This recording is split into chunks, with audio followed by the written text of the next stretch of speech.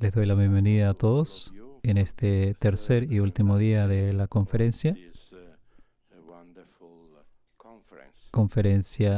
sobre Missio Dei y la tarea de la misión. Yo soy Gianni Kriveler, soy misionero del Instituto PYME. Esto es el Instituto Pontificio para Misiones Extranjeras. Y yo soy misionero. Fui misionero con los chinos por unos 30 años físicamente y ahora continúo a través de una manera diversa la misión. Soy el director del Instituto PYME, misionero. También el director de News Asia, que es noticias de Asia, noticias católicas de Asia. Y también estoy envuelto en la revista más publicada de Italia. También soy presidente el presidente de los misionólogos, Asociación de Misionólogos, que tiene un lindo nombre, pero que está débil.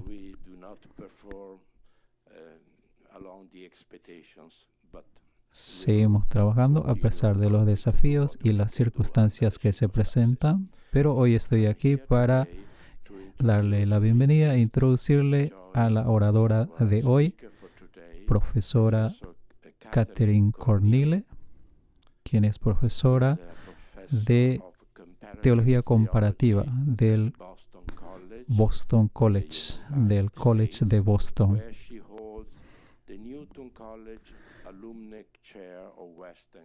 Su enseñanza resalta en teología y religiones, sobre todo relacionados a diálogos interreligiosos. Su publicación reciente incluye significado y teología comparativa, temas relacionados a otras religiones, publicaciones relacionadas a otras religiones, y es jefa de publicaciones del libro Comentarios Cristianos sobre textos sagrados no cristianos. Es un placer y un honor presentarte y tenerte aquí con nosotros, profesora Cornille. Muchísimas gracias. Es un honor para mí estar aquí entre ustedes. Y Philip Phippen no pudo estar con nosotros hoy, y lo siento mucho. Pero me gustaría tomar un momento para recordar sus enseñanzas en teología. Él ha sido uno de los teólogos más prominentes de la India. Ya desde muy joven formaba parte del Comité de Teología Internacional y también ha sido presidente de la misma asociación durante 10 años. Y también ha publicado un volumen muy importante sobre el cristianismo en Asia. También ha colaborado con las revistas del cristianismo actual, un teólogo muy importante. Y ha fallecido en el mes de enero y lamentablemente no está aquí con nosotros, así que esto ha sido muy triste.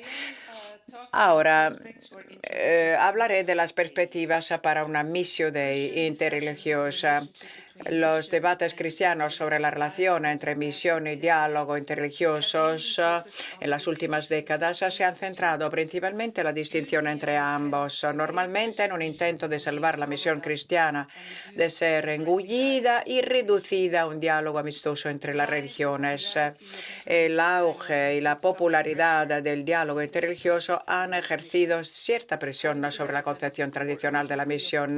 ¿Cuál es la relevancia y la urgencia importancia de proclamar el Evangelio en tierras lejanas y se piensa que todas las religiones poseen elementos de bondad y verdad, ¿por qué sufrir los dolores del exilio si las picaduras de los mosquitos sacado de Power, si la gente se salva de todos modos? Además, si el diálogo interreligioso se entiende como una forma de testimonio mutuo de la verdad de la propia tradición, ¿hay siquiera necesidad de una actividad separada llamada misión? Así que en el documento del Vaticano de 1991, Diálogo y Anuncio, hay una interconexión entre ambas actividades, una clara distinción entre diálogo y misión, al afirmar que el verdadero diálogo interreligioso por parte del cristiano supone el deseo de dar a conocer, reconocer y amar más a Jesucristo.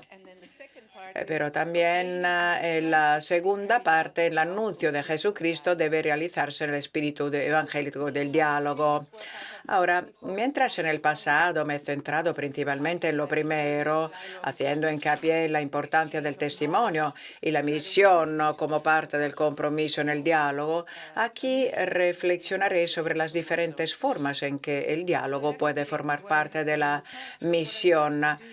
Y es un poco lo opuesto, ¿no? Quiero ver un poco diálogo, cómo puede formar parte de la misión y constituir una forma de missio Dei interreligiosa. Antes que nada, la categoría de missio Dei es el término misión un poco más amplio que la proclamación en el sentido estricto del término. Lo hemos visto en la primera jornada. Hay énfasis en elementos de bondad que pueden iluminar a todos los seres humanos. Pero estas formas son muy importantes. Son todas formas que Dios actúa en el mundo, en nuestra misión. Y durante el pasado, las últimas 2 o 3 décadas, los teólogos, los misionólogos han desarrollado esta idea.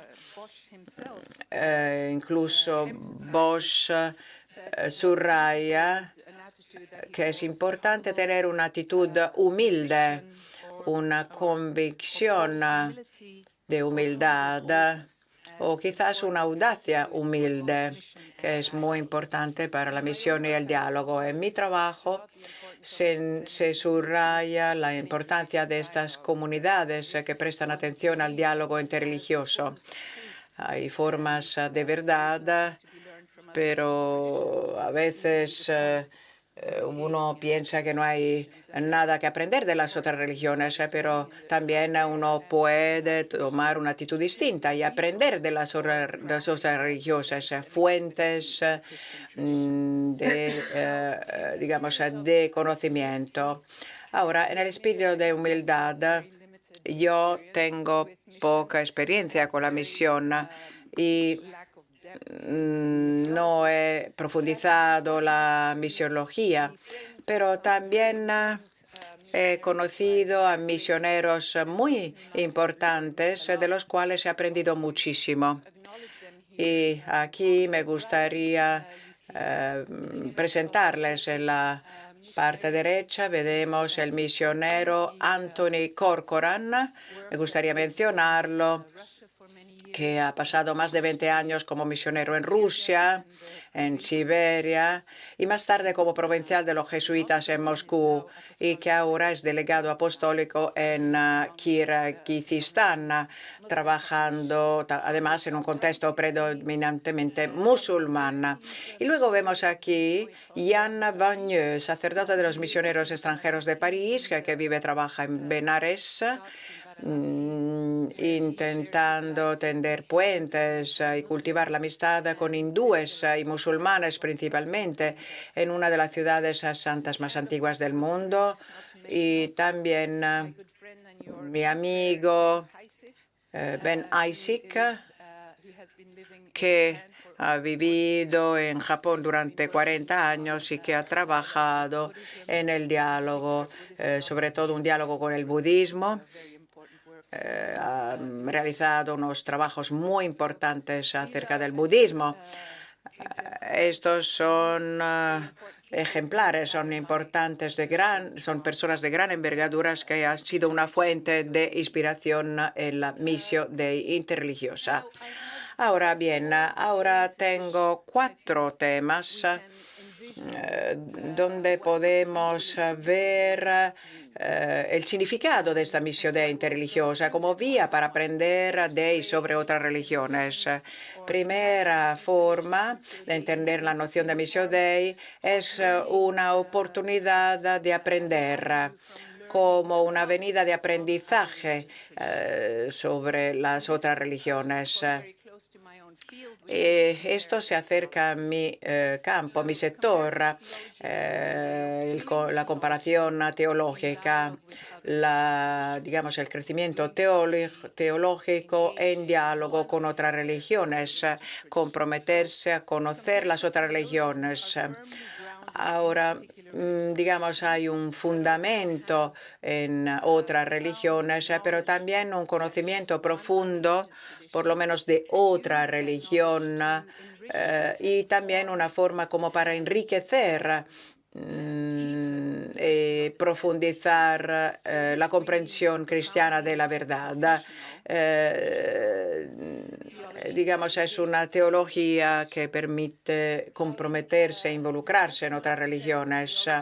Ahora, a nivel de teología comparada, digamos, yo creo que tiene mucho más en común en la misiología, porque esta misiología comparada tiene un aspecto misionero. Panikkar, Griffith, Tuesutida, Louis Matignon, todas estas personas, estos misioneros que han ido a otras tierras y se han comprometido con otros diálogos con otras religiones. Así que para inculturar el cristianismo de otras culturas y aprender estas tradiciones de esta cultura, es importante ver sus enseñanzas en la inculturación, ¿no? O también podría definirlo religionización, podría designarse mejor así, ya que los elementos culturales que se integraron en la fe cristiana procedían generalmente de las tradiciones religiosas que habían conformado originalmente determinadas culturas. Y los misioneros se vieron inspirados por las religiones que estaban estudiando. Ahora, lo que vemos aquí es que estos misioneros, aunque no han utilizado el término teología comparada o comparativa, se trataba exactamente de esto, en mi opinión. Y, digamos, mucho más de los teólogos comparativos que se han involucrado en otras religiosas. Una cita de Stock: si el cristianismo se mostrara incapaz de asimilar la experiencia espiritual hindú desde dentro, el cristianismo perdería así el derecho a afirmar que es la vía universal de salvación. Esta es una afirmación bastante fuerte. Son esfuerzos para inculturar el cristianismo en la India. Pero sí, hubo posibilidades, pero también límites y las dificultades de aprendizaje. Pero ha sido muy valiente en empujar hacia los límites de esta religión en contra de esta tradición. Y también a principios del siglo XX, inspirado por los esfuerzos de otros misioneros, Henry de Lubac, que también vio la importancia no consiste el único medio eficaz de discernir la verdad que se oculta y de no sofocar la bondad que trata de manifestarse en una voluntad sistemática de estudiar con simpatía los pensamientos que nos parecen más lejanos y de apegarse en este estudio a casos privilegiados, por raros que parezcan, puesto que es por sus cumbres por donde debe entenderse la humanidad.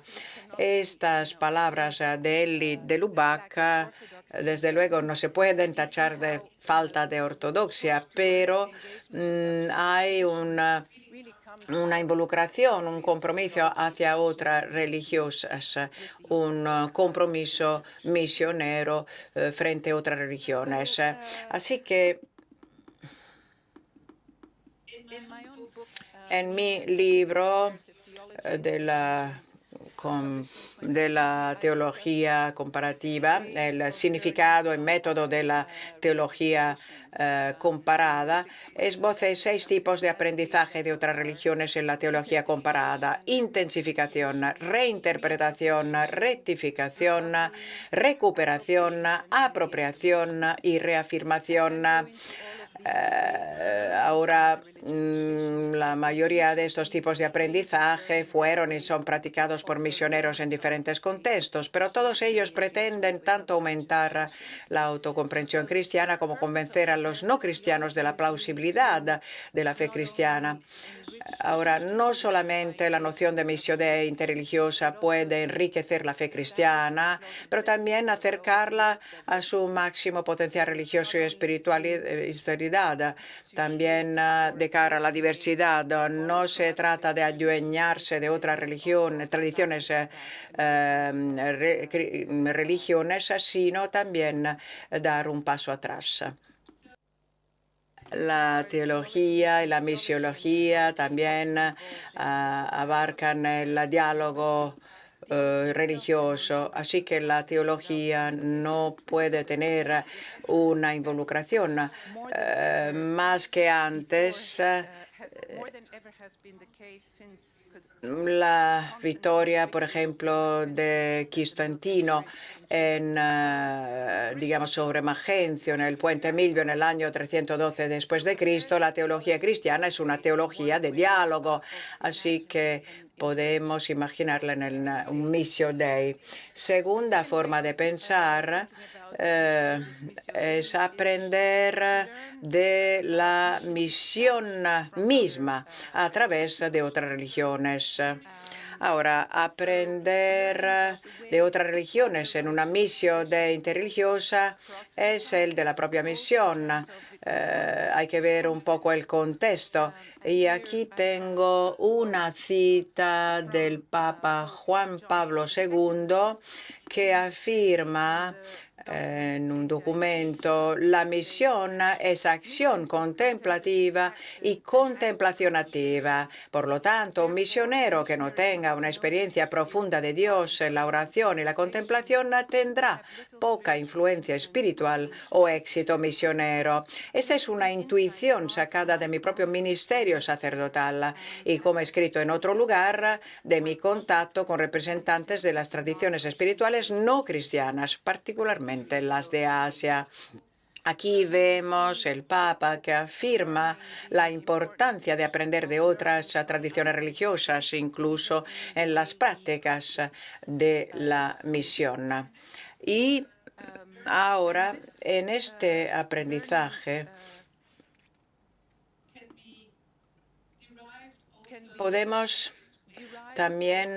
pueden derivarse de otras maneras.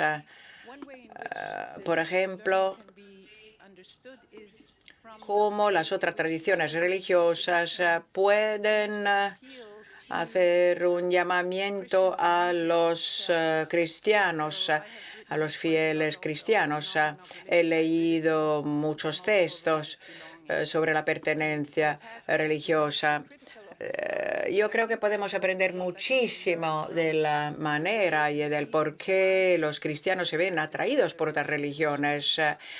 Y A veces hay formas de satisfacción, pero otras veces hay un sentido de inspiración, nuevas informaciones que podemos recibir de parte de las otras tradiciones religiosas para los fieles cristianos. Y este es un mensaje para la teología cristiana, para la misión cristiana, y ver lo que hay en otras tradiciones religiosas que representan un aliciente, algo que atrae a los cristianos. Ahora, a veces todos estos elementos ya están presentes en la religión cristiana. A veces lo que nos llama la atención es contradictorio con nuestro mensaje, pero a menudo no es esto el caso. Hay elementos que forman parte de la tradición cristiana, de la práctica cristiana. Así que yo creo que podemos aprender de la misión de otras religiones y también otras religiones sacan experiencias de la religión cristiana, pero es una forma de despertarnos y de alguna forma no vernos aislados en nuestra religión. Es una forma de aprender de otras religiones y sobre todo aprender de la misión, lo que es importante, lo que puede convencer a los cristianos en cualquier tipo de contexto. También otra forma de aprender de las otras tradiciones religiosas, aprender de las maneras en que otras religiones han inculturado algunos conceptos. El cristianismo no es, digamos, el único mensaje en las distintas culturas. Hay, digamos, algunos éxitos en la enculturación con distintas culturas. El Missio Dei reside en aprender digamos, en otras tradiciones religiosas de otras culturas, por ejemplo, budismo en China o en Japón, que pueden enseñar a los cristianos cómo digamos, complementar algunos aspectos de las religiones. El budismo en China, en Japón, ha sido muy humilde a la hora de ocupar algunos contextos. Así que podríamos preguntarnos, quizás el cristianismo podría, digamos, ocupar unos cuantos lugares, pero hay muchos matices en este tema. Ahora, hace algunos años he publicado un volumen sobre diálogo interreligioso, la inculturación. Muchas religiones que tienen que aprenderles unas de las otras y adaptarse a veces a la religión occidental, mientras que también se dan ejemplos muy interesantes de la inculturación al revés. Un texto reciente de Liz Locklin sobre la misión hindú, donde se debaten los misioneros de hindú sobre el dualismo que se ha, digamos, transmitido a los prosélitos de la religión occidental, que puede ser un aliciente para estas religiones, no necesariamente pensando en una conversión, sino simplemente como traslado. Puede ser también un modelo para el cristianismo en Asia y en otros lugares. Pensar en la misión no como un cambio de religión, sino como una forma de cristianización para que se puedan traer las personas hacia Cristo. De esta manera, él en su trabajo reciente quiere aprender de las maneras hindúes de hacer misión y que pueden aprender los cristianos. Y esa es otra manera de aprender de la misión de interreligiosa. Y esta es la segunda manera. Y la tercera manera sería la misión de interreligiosa como manera para aprender la particularidad del cristianismo.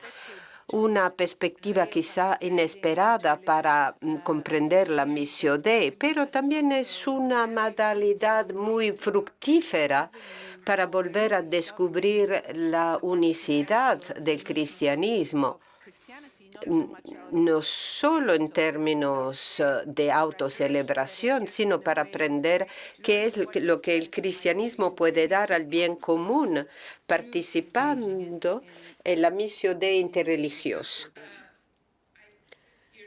Y esta cita de Malagos, otro teólogo, hemos pensado en la unicidad cristiana como una prioridad única sin implicarnos en otras tradiciones religiosas. Y lo que puede hacer la misión de interreligiosa es ofrecer una nueva manera para aprender de nuestros rasgos particulares para Michael A. Malados afirma, la manifestación encarnada del Verbo en Jesús tiene un papel especial en el proceso histórico, pero no puede ser declarada a priori, sino descubierta en y a través de otras manifestaciones del Verbo. Esto confiere un papel importante a las iglesias asiáticas porque todas las religiones del mundo tienen su origen en Asia. Tenemos pues una tarea privilegiada a la que no podemos renunciar porque Dios nos ha llamado a ella. Por lo tanto, lo que pide que haya un diálogo a los teólogos indianos y con otros teólogos de manera que podamos reafirmar las señas de identidad y la unicidad del cristianismo. Y menciona la unión de Cristo. Lo que hace, lo que trata de incorporar es un contexto indiano. Desde luego, esto difiere según los contextos y las otras religiones. Este enfoque no es universal de ninguna manera a la unicidad, pero siempre está en relación con el contexto religioso o la tradición con la que se relaciona. Y he tratado de presentar hace años 4 maneras para volver a descubrir lo que es único del cristianismo en otros contextos. Uno sería a través de la experiencia del converso. Eso puede ser muy controvertido, pero también es cierto que el cristianismo, los cristianos se sienten atraídos por otras religiones y también personas de otras religiones se sienten atraídos por el cristianismo. Eso nos dice lo que es único en el cristianismo. Y a veces somos un poco tímidos como teólogos, pero también es una manera, en un contexto especial, la particularidad o los rasgos, las señas de identidad del cristianismo pueden surgir. Una segunda manera es la que yo he llamado la nostalgia de los híbridos religiosos. En el pasado hablé de lo que atrae en otras tradiciones, pero ahora lo que más me interesa es por qué los híbridos religiosos quieren seguir siendo cristianos. Porque los híbridos religiosos nacen en el cristianismo, se sienten atraídos por otras religiones, pero hay algo en el cristianismo que no quieren abandonar, aunque se sientan atraídos por otras religiones. Esa es una manera para acercarnos a los rasgos particulares del cristianismo. Podría plantearles ejemplos, pero el tiempo no los permite, lo veremos más tarde. Una tercera manera para descubrir la particularidad es que la envidia sagrada se habla de personas que tienen envidia de elementos de otras tradiciones religiosas que no pertenecen a la tradición de uno. Y como cristianos, los cristianos tienen envidia de otras tradiciones, pero el proceso también es al revés. Gandhi tenía muchas expresiones para decir qué es lo que le atraía del cristianismo, sin convertirse al cristianismo o sin ser él un híbrido religioso. Por lo tanto, ¿qué es esa envidia sagrada? Es ver qué es que los demás ven en nuestro cristianismo. Y además, la experiencia de los teólogos comparados, de la teología comparada, que han trabajado en otros contextos religiosos, han analizado a fondo otras religiones y han visto más a fondo la particularidad del cristianismo. Aloysius Pieris, que dice: amar al prójimo es la forma cristiana de conocer a Dios. En otras palabras, el amor es la gnosis cristiana, porque quien no ama a sus semejantes, quien no ama a sus semejantes no conoce a Dios. Nuestro amor mutuo aquí en el mundo es el arte cristiano de conocer a Dios. Por lo tanto, después de dedicar toda su vida y su misión al budismo, al estudio, y expresar su interés en el budismo, ahí vio la particularidad del cristianismo en su libro Con amor y sabiduría, donde desarrolla ese tema más a fondo. El énfasis en la particularidad del cristianismo no tiene por objeto arrogarse su excepcionalidad sobre las demás religiones o afirmar su superioridad general, sino más bien encontrar la voz particular de cada uno en una misión religiosa más común y centrarse en lo que cada uno puede aportar a un compromiso compartido con la elevación espiritual y material del mundo. Esa es la tercera manera para comprender cada uno la misión interreligiosa, y la cuarta manera para comprender la misión interreligiosa es una forma de purificación y colaboración. Así que esa es la parte más obvia para comprender la misión interreligiosa. Una misión interreligiosa siempre es más grande que la Iglesia. Participamos todos en la misión de Dios como Iglesia, y si Dios es más grande que la Iglesia, que nuestra misión, entonces otras misiones pueden verse como algo aportadoras. Y eso sirve para levantar y liberar a las personas de los sufrimientos, y para recordar cuál es la dimensión espiritual de la vida. Esas son formas para comprender la misión interreligiosa, para ponerla en práctica, y también como forma de purificación. Se dice que está en la presencia de otras tradiciones religiosas. Es un desafío para los cristianos para dar lo mejor de sí mismo. Es un contexto en el que debemos dar prueba de que podemos vivir en la práctica y demostrar qué es la vida cristiana. Y Newbigin dice: el testimonio obediente de Cristo significa que cada vez que venimos con otra persona a la presencia de la cruz, estamos preparados para recibir juicio y corrección, para descubrir que nuestro cristianismo esconde en su apariencia de obediencia la realidad de la desobediencia. Cada encuentro con un interlocutor no cristiano pone pues en peligro mi propio cristianismo. Esta purificación o autocrítica, si prefieren, ya es una forma de poner en práctica la misión interreligiosa, pero también a otro aspecto.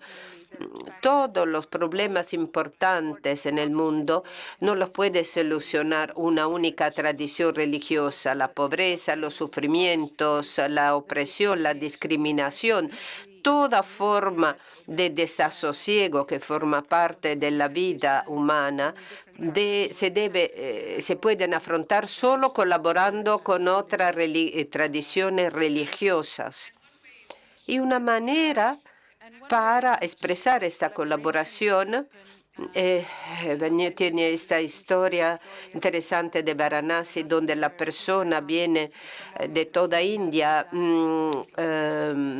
para morirse allí, y dice, es fascinante, es un lugar fascinante para ver la trascendencia entre las personas de otras tradiciones religiosas, porque las personas lo que viven o experimentan en el occidente es la muerte y Dios. Estos dos elementos están en el corazón mismo de la vida.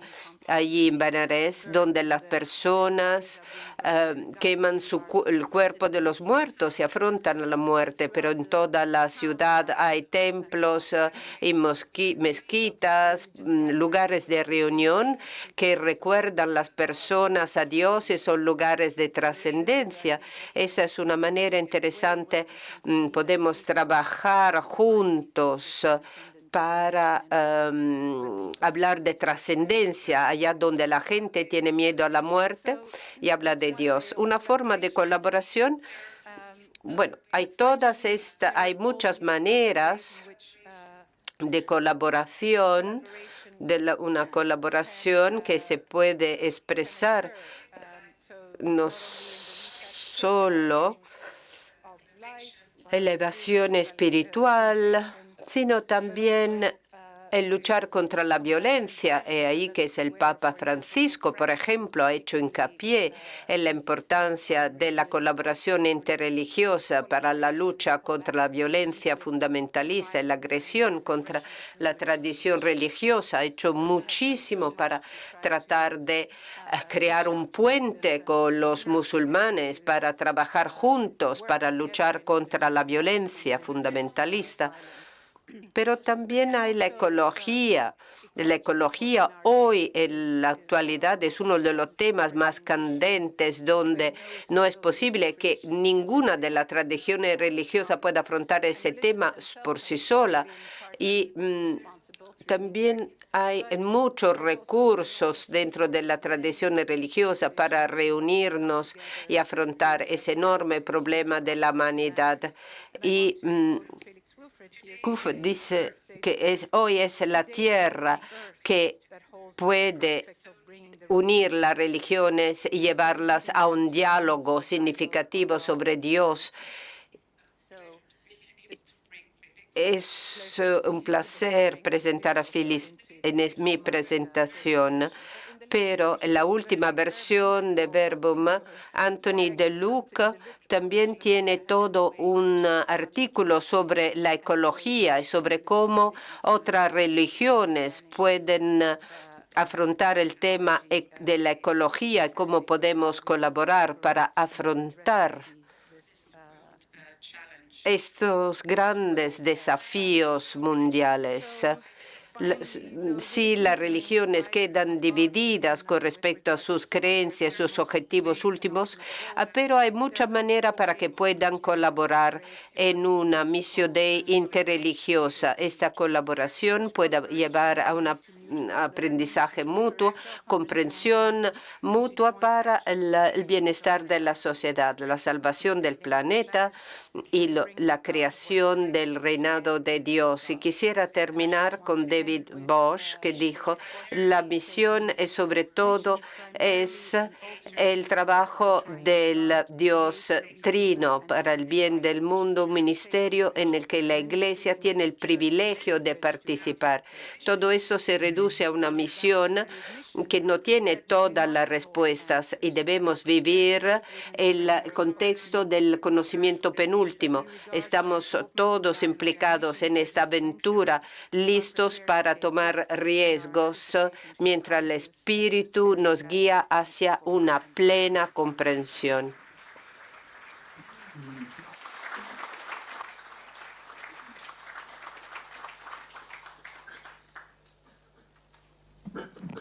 Thank you very much, Professor Catherine Cornell, for this remarkable and inspiring presentation. We will take 1 minute of silence to reflect and interiorize the content that was offered to us.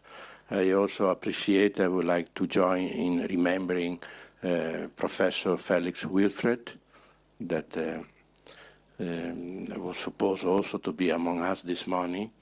And so we stay silent for 1 minute, and then we have a continuation of the conversation.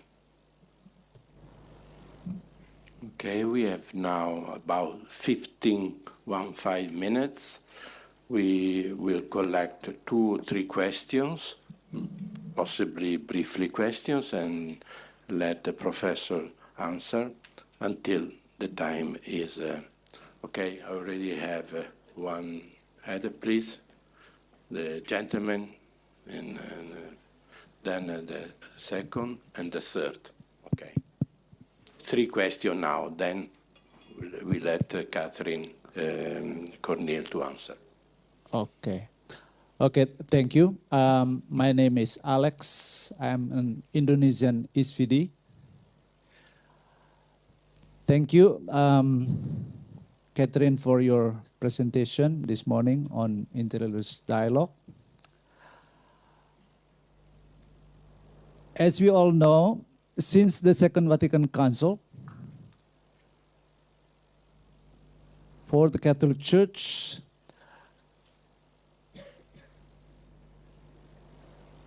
the Church commitment to interreligious dialogue is at a point of no return. That is what the Church says, meaning that the Church today cannot back out from its commitment to dialogue with other religious traditions. And the Church says it is become an integral part of the Church mission. Yet in practice, it's not an easy thing, nor theoretically or theologically. Theologically, it is not easy. It is also very difficult. Okay, let me just give you an example in this regard. A number of theologians like Paul Nitter, a former SVD theologian in the States, and John Hick, a Protestant theologian, propose renocentrism as a kind of a base or foundation or a paradigm for interreligious dialogue, and reject the paradigm of Christocentrism.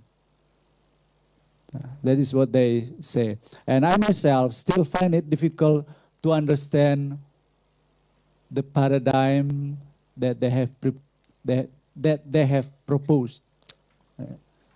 So my desire is, could you please give some comments on this difficult issue? Thank you very much. The gentleman here. Sister in front here. And then there's a third question. Yeah, yes, okay. We will count. I hope not to steal your time. I'm Joe O'Leary, a great friend of Jim Heisig and of Jan van Bracht. But what the first name you mentioned was Henri Le Sceau. And I remember reading a book by him long before he came to Japan, about 50 years ago, where he talks about how his monks meditated together, Indian and Western monks, alternately, on the Gospel of John and the non-dual statements of Shankara and the Upanishads. For example, Tattvamasi, that art thou. And the Johannine statement, I and the Father are one. And it struck me that this is the very key to understanding the fourth gospel, not taken up. You talked about difficulties. Well, there's a vast reams of literature on the fourth gospel, which is more and more dull and repetitive, and they never even think of looking over the And your final quotation from David Bosch reminds us that interreligious dialogue is not a side show. The Vatican Council saw that clearly. It said we have a duty, and John Paul II repeats it in Faith and Knowledge, we have a duty to engage in religious dialogue. But the outrage in the megasphere against Pope Francis, when he said that all religions are a path to God, shows how little we have moved in the church still. We still think interreligious dialogue is some kind of esoteric sideshow. And, well, I leave it there. Thank you. Over there. And then we come to you. Okay. No, first over there.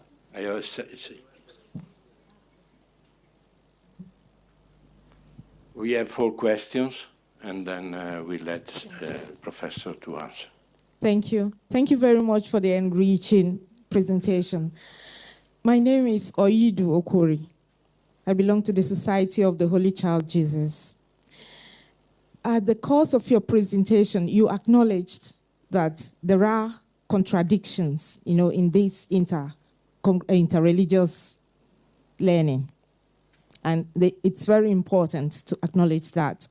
But my question is, are there basic tools you can suggest to sieve, or more or less, to weigh these contradictions if we must engage in this learning, this very important learning? Thank you. Thank you. This is good. Please, Father. Yes, I am Father Skaria, Capuchin from India, Kerala. See, thank you for this presentation. I would talk on that multiple religious belonging you mentioned. Michael Amaldos mentions about that. But I would say I'm a product of multiple religious formation. Multiple religious formation. Because in my place where I was born, there was a temple, there was a mosque, we lived together. I think that level of experiential side is never given emphasis in all our approach. I was attending a religious harmony in India, and then we are talking about the uniqueness of Christ and universality. These are the 2 things we often hear. But that narrative, how do you define? And one Hindu leader was telling, Christians will do all sorts of nonsense, and they are doing. But remember, there's a non-violent God. I think this is the aspect that Gandhi very strongly proclaimed when he saw this.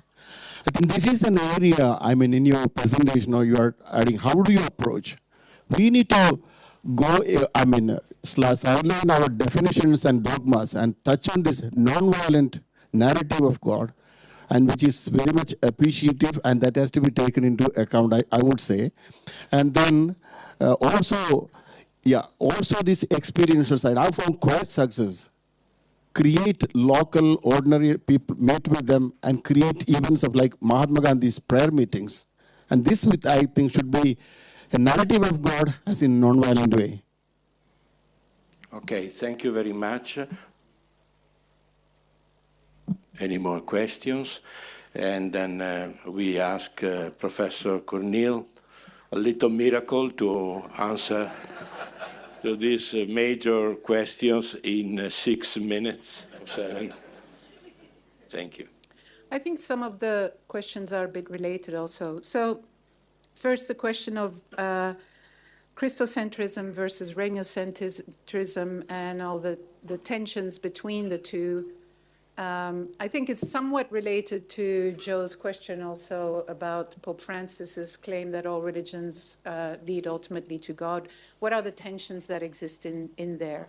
So I think the reason why the emphasis on Regnocentrism or kingdom centrism, as Nitter puts it, is controversial is that it often also ignores the centrality of Christ in Christian faith. So there's always a tension in interreligious dialogue between openness to other religions and belonging, or the threat of relativism that might come with saying that all religions ultimately lead to God, which is, I think, a real threat. We have to really acknowledge it. If all religions indeed lead to God, what would be the point then of following Christ and giving up everything for one's faith and committing truly to this particular path that is the way, the truth, and the life, and that is not always compatible indeed with other religious traditions in what it teaches and so on. So I think as Christians, it's important to maintain a kind of normativity or the centrality of Christ as our core and our norm for what God's revelation means in the world. And that cannot be seen as equally valid as what other religious tradition preach, or otherwise, why are we following Christ? So, but we can affirm that with a sense of humility as well. So this is what we as Christians know. This is what the truth that we as Christians know in faith. That doesn't mean that it is an absolute truth that we know in kind of objective terms what the ultimate truth is. This is our faith and what we know in faith. And I think that that has to be affirmed as the core of our faith, and therefore sort of the emphasis that all religions can lead to God. I think it was completely well-meaning, of course, of St. Francis, of Pope Francis. Pope St. Francis, why not?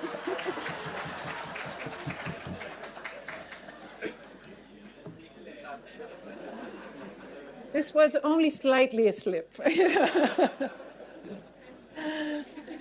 It was very well-meaning to say that, but of course, it causes resistance and uproar among bishops and people who have to motivate people indeed to give up everything for the faith of Christ and the church. So I understand why there is resistance to it also, and why there's resistance to John Hick and Paul Nitter's pluralist theology of religions. But I think we can be inclusivist, we can maintain the centrality of Christ in our faith and still be open to other religious traditions, just try to discover how the Spirit of Christ and of God is at work in other religious traditions. So I don't think there has to be a contradiction between a firm commitment to Christ and to Christianity and genuine openness to other religious traditions, as long as we believe that the Spirit is indeed at work in other religious traditions, which is, as we have both emphasized, at the heart also of Nostra Aetate. So it's, I think Christianity has done a lot for interreligious dialogue, and I often get sort of pushback, like we always take the initiative for dialogue. Why don't other religions take the initiative equally for dialogue? And we often sort of meet with walls when we encounter other religious traditions, that they don't reciprocate in the same way. But I always say, this is also part of our prophetic role as Christians, is to continue to emphasize the importance of dialogue. It's not just a means to an end, it's part of our faith itself. And so that's why I don't see any problem necessarily in continue to try to engage in this openness and dialogue towards other religious traditions. And part of it is also that, look at how many theologians are in the Christian tradition who have thought through all of these questions for a long time now. So we have a basis for, knowing how to remain faithful and open at the same time. And other religions often don't have that kind of theological foundation. And so dialogue for them is often much more scary than it is for us Christians, who can be firmly grounded in our tradition. Nonviolence. 2 minutes. So yes, I don't see how violence can be part of any faith tradition, and every faith tradition teaches nonviolence in one way or the other. You talked about interreligious formation, and indeed, I think all of us are formed interreligiously in the world today. Of course, in India and in countries where pluralism is much more a historical reality, that is much more the case, but now also in the West, everyone is always exposed to every religious tradition, or can be at least exposed to every religious tradition, which is what makes it so exciting and also so threatening. And we've talked already in the past few days about the tension between identitarian sort of religiosity and a kind of openness and post-modern kind of religiosity. This is the reality of our time, where we're sort of caught between those two poles. But it's also not, it is indeed not because we are constantly exposed to other religious traditions that we are necessarily more open. So I have a little bit of experience in India, and sometimes the fact that other religions are constantly there can be also more threatening and close us up more towards other religions. But obviously in Tamil Nadu and in your experience, this is not the case. And there's a lot sort of that religions can learn from each other. And Henri Le Sceau, indeed, I mean, I think it's only after he went to India that he became immersed in Advaita and in dialogue with Hindu sadhus and sannyasins, and try to understand indeed the experience of Christ through the framework of Advaita Vedanta, which opens up enormous sort of possibilities, but also again some challenges for how to maintain the uniqueness of Christ. If what Christ experienced was the experience of Advaita, it is the same experience as every Advaitin. And we have to sort of see how we can preserve the uniqueness of Christ, I think, in reinterpreting Christianity through that framework. And that's what I mean by the limits also of this interreligious Missio Dei. So. Thank you very much, really, Professor Cornelius.